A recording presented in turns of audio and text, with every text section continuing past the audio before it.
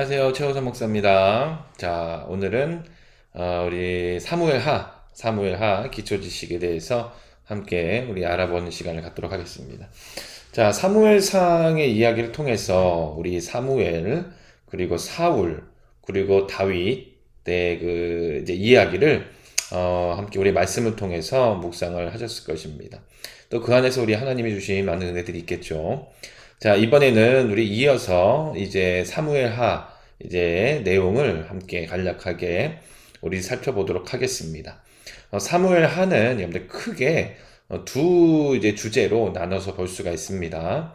첫 번째는 이스라엘의 위대한 왕에 대한 이야기인데, 하나님이 그를 기뻐하셨기 때문에 이제 목동이었던 다윗이 마침내 이스라엘의 왕자에 오르게 되죠. 하지만 여러분들 위대한 왕도 인간의 한계를 내비치며 타락의 모습을 보여줍니다. 간통과 살인의 이제 죄를 저지르게 되죠. 또 이와 함께 죄의 대가가 따르는 것을 말씀을 통해서 볼 수가 있습니다. 다윗은 이 죄를 통하여서 자기 가정은 물론이고 나라까지 미치는 이제 죄의 결과를 직접 목격하게 되죠. 그리고 이제 하나님은 이런 상황 가운데서도 용서와 사랑을 잊지 않으시는 그런 모습을 우리에게 보여줍니다. 두 번째 큰 주제는 다윗 왕의 마지막 통치 부분인데요. 근데 다윗은 반란을 일으킨 아들 압살롬을 피해서 피난길에 나서게 되는데 이 피난길이 사울에게 쫓길 때보다 더욱 처연한 상황을 보여줍니다. 이때 다윗은 하나님만이 자신을 예루살렘 성으로 돌아오게 하며 다시 회복시킬 수 있음을 알게 되죠. 결국 다윗의 군사들이 압살롬의 이제 반란군을 진압하게 되고 압살롬은 결국 요압에게 죽게 됩니다. 예루살렘에 돌아온 이제 다윗은 또한 세바의 반역으로 다시 위기를 맞게 되는 그런 말씀이 나오고 있습니다. 자, 그래서 우리 이제 사무엘 하의 구조를 우리가 표를 통해서 우리 함께 좀 살펴보도록 하겠습니다. 자, 이 표를 보시면서 함께 볼까요? 자, 주제, 다윗의 승리, 그리고 다윗의 실족과 순환에 대한 부분이 나와 있습니다.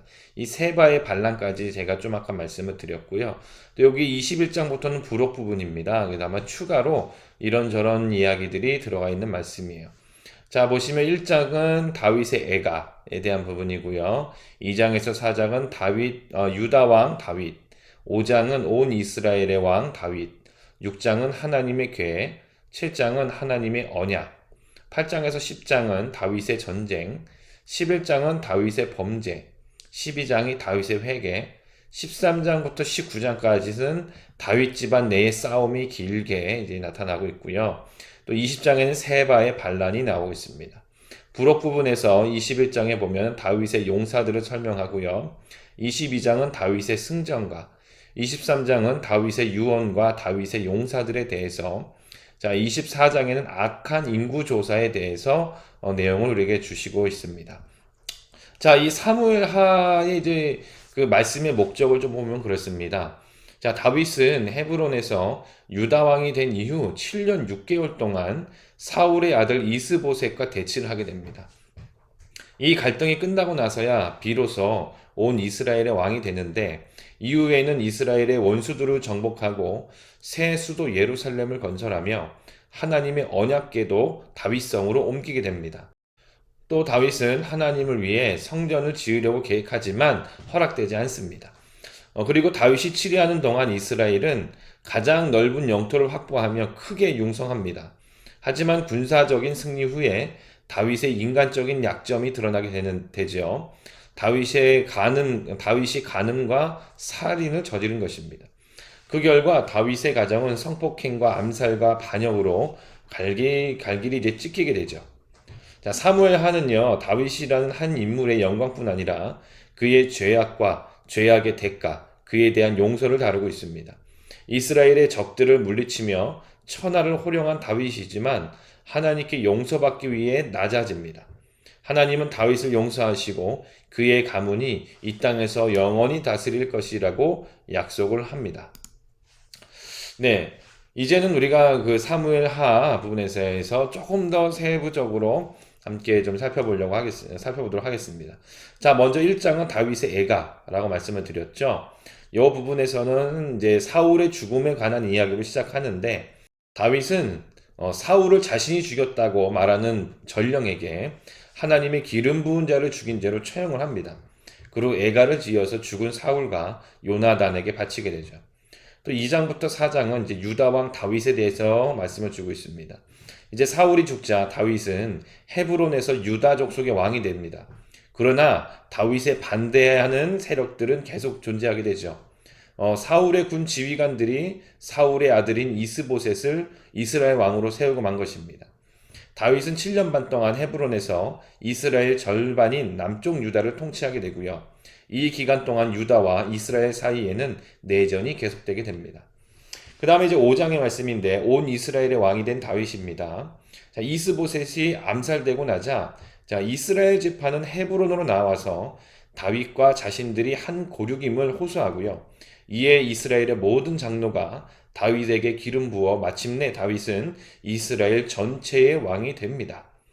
그리고 이제 하나님 만군의 하나님 여호와께서 다윗과 함께 하심으로 나라는 점점 강성해지고 다윗은 여부수 사람들이 살고 있던 예루살렘을 쳐서 성을 빼앗고 그곳에 성을 쌓게 됩니다.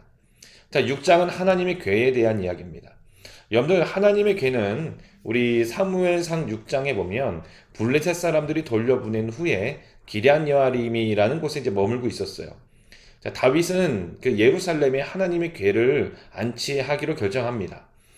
그래서 이제 하나님의 궤를 이동하는 도중에 우사가 하나님의 궤를 붙들다가 만지게 되어서 즉사를 하게 되죠. 그러니까 이때 우리가 알 수 있는 것은 하나님의 궤는 위험한 성물입니다. 율법에도 보면 하나님의 궤는 제사장 중에서도 아론 자손들만이 만질 수 있게 되어 있는 것이죠. 그러니까 우리가 함부로 이 당시에도 함부로 대해서는 안 되는 성물이었던 것이죠. 자, 이 일로 다윗은 여호와의 궤를 좀 두려워하게 돼서 가드 사람 오베데돔의 집에 옮겨두게 됩니다. 그런데 이 궤가 머물고 있던 석 달 동안 오베데돔 집에는 하나님의 복이 임하게 되죠. 그제야 다윗은 다시 하나님의 궤를 예루살렘으로 모셔오게 되고요. 다윗은 하나님의 궤가 성 안으로 들어올 때 춤추고 기뻐하죠. 옷이 벗겨질 정도로 이렇게 춤추고 기뻐했는데 이때 아내 미갈은 채통 없다고 비난하다가 이제 태를 막히게 되는 아이를 낳지 못하게 되는 그 저주를 받게 되죠. 그 다음에 7장은 이제 하나님의 언약입니다. 다윗은 하나님의 궤를 위해 성전을 짓기를 결심합니다. 계획하죠. 하지만 이제 이때 당시에 선지자 나단이 처음엔 동의를 했다가 밤중에 하나님의 말씀이 선지자에게 임하고 나서 다윗에게 그 말씀을 전합니다. 성전 세우는 것이 허락되지 않았다는 것이죠. 여기서 우리가 알 수 있는 것은 하나님은 성전 자체를 필요로 하지 않으신다는 것입니다. 그러나 하나님은 다윗을 축복하시며 그와 그의 자손들이 대대로 왕의 자리에 있을 것이라고 약속을 하십니다. 이게 하나님의 언약이죠. 그 다음에 8장부터 10장의 말씀은 다윗의 전쟁입니다. 영토 확정에 나선 다윗은 차례대로 원수들을 무찌릅니다. 블레셋, 모압, 소바, 하맛, 에돔을 쳐서 정복합니다. 그리고 이스라엘을 공의와 정의로 다스리게 되죠. 그 한 예가 이제 요나단의 아들 무비보셋을 선대한 일이죠. 그의 친자식처럼 그렇게 대우를 합니다. 그리고 이제 11장부터 12장에는 다윗의 범죄와 회개가 나옵니다. 자, 다윗은 충실한 부하 우리아의 아내를 간통하고 임신하게 만들죠. 그리고 이를 감추기 위해서 계획적으로 우리아를 전쟁터에 보내서 전사하게 만듭니다. 곧 이제 다윗의 손에 피가 묻게 된 것이죠. 아무도 모르는 것 같았지만 하나님은 모든 일의 전모를 알고 계셨습니다. 그래서 나단 선지자를 보내 비유를 통해서 다윗의 죄를 드러나게 하시죠. 이때 다윗은 항변하거나 변명하는 대신 자기 죄를 인정하고 용서를 구합니다. 자, 다윗은 용서를 받지만 밧세베가 낳은 첫 아들은 죽게 되고요. 하지만 다음에 또 이제 밧세베가 다윗의 아내가 돼서 두 번째 아기를 이제 출산하게 되는데 그 아기가 솔로몬입니다. 13장부터 우리 19장까지는 이제 긴 내용인데 다윗 집안 내의 싸움에 대한 이야기입니다. 이제 여러분들 우리가 성경에서 얻은 교훈 중 하나가 덕망 있는 부모 밑에서 반드시 바른 자식만 나오는 것은 아니라는 거죠. 사무엘도 그랬고요. 그렇게 하나님께 쓰임을 받고 훌륭한 지도자인데 그의 자녀들은 어떤 이유에서든지 그렇지 않은 그런 모습을 보이는 경우가 종종 있습니다. 이 다윗 집안도 마찬가지죠. 장자 암논이요, 이복누이 다말을 강간합니다. 이때에 다윗이 이 장자 암논을 엄히 다스리지 못합니다. 아버지의 친목은 결국에 다말의 친오빠인 압살롬의 증오를 부추기게 되죠. 압살롬은요, 2년 동안 복수할 기회를 노리다가 때가 되자 암논을 살해해버립니다. 그리고 이때에도 다윗은 압살롬을 또 징계하지 못하죠. 이후에 이제 압살롬은 3년간 외할아버지인 그술 왕에게 몸을 피했다가 우여곡절 끝에 돌아오게 되는데, 이 상황이 그렇습니다. 죄를 회개하지 않은 압살롬과 그를 완전히 용서하지 않은 다윗과 이제 불편한 관계가 지속되게 되죠. 네, 이러다가 이제 압살롬이 이제 반역을 일으키게 됩니다. 반란군을 일으켜서 이제 예루살렘 성을 점령하게 되죠. 네, 아이도벨은 압살롬에게 다윗의 후궁들과 동침하게 하고 이로써 그가 이스라엘의 왕이 되었음을 만천하에 선포합니다. 이때 당시에 관습이 그렇습니다. 정복한 왕이 정복당한 왕의 후궁을 차지해서 자기 힘을 과시하는 것이 당시 관습이었죠.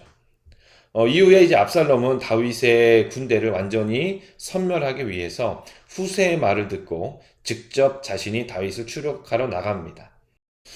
이때 당시 다윗은 군 지휘관들에게 압살롬과의 전투에 앞서서 압살롬의 생명을 해하지 말라고 명령을 합니다. 하지만 군사령관 요압은 결국에 창으로 그를 죽이게 되죠. 그리고 이제 다윗은 19장에서 예루살렘으로 다시 귀환을 하게 됩니다. 자, 20장의 내용은 이제 세바의 반란입니다. 이스라엘 지파와 유다 지파의 분열은 또 다른 반란으로 이어집니다. 베냐민 사람 세바가 이스라엘을 충동질해 다윗의 통치를 거부하게 한 것이죠. 다윗은 세바의 반란을 막기 위해 아마사를 시켜 유다 사람들을 모으게 합니다. 아마사가 지체하자 다윗은 아비새를 요압과 함께 보내게 되죠. 그런데 요압이 아마사를 살해해버리고 세바의 반역도 효과적으로 제압하고 맙니다. 이로써 이제 요압의 힘이 이제 영향력이 많이 커지게 되는 그런 사건이 되죠. 네, 그리고 21장부터는 이제 부록 부분이라고 말씀을 드렸습니다. 그래서 21장 1절부터 14절은 다윗과 사울 가문에 대해서 설명을 하고 있고요. 21장 15절부터 22절, 그리고 23장 8절부터 39절까지는 다윗의 용사들을 설명하고 있습니다. 그리고 이제 22장과 또 23장 1절부터 7절까지는 다윗의 승전가와 유언에 대해서 이야기하고 있죠. 어쩜 이게 21장부터 23장까지는요, 좀 왔다 갔다 하는 그런 이야기 내용으로 되어 있습니다. 자, 24장의 말씀은 악한 인구조사에 대한 부분입니다. 다윗이 이제 인구조사를 실시합니다. 근데 하나님께서는 이스라엘 향해 진노하시고, 자, 이스라엘 백성들을 치시기 시작하십니다. 이 당시에 요압이 말렸지만 다윗은 재촉해서 인구조사를 실시하였고요. 하나님은 그 대가로 무서운 질병을 이스라엘에게 내리셨습니다. 그러고 나서 다윗은 자기 죄를 인정하고 회개하며 백성이 아닌 자기 집안의 벌을 내려달라고 간청하게 되죠. 다윗은 이제 제단을 세운 후 번제를 드린 후에서야 전염병이 그치게 되었습니다. 이처럼 여러분들 우리가 사무엘 하도 이제 다윗 왕을 중심으로 굉장히 이런저런 많은 사건들이 나타나고 또 우리에게 주시는 하나님의 교훈들이 있습니다. 이 사무엘 하 우리 성경 통독도 힘내서 여러분들 하시고, 그리고 하나님이 주시는 은혜와 성령님이 깨달아 주시는 또한 그런 은혜를 누리시는 성경 통독 시간이 되기를 주의 이름으로 축복드립니다.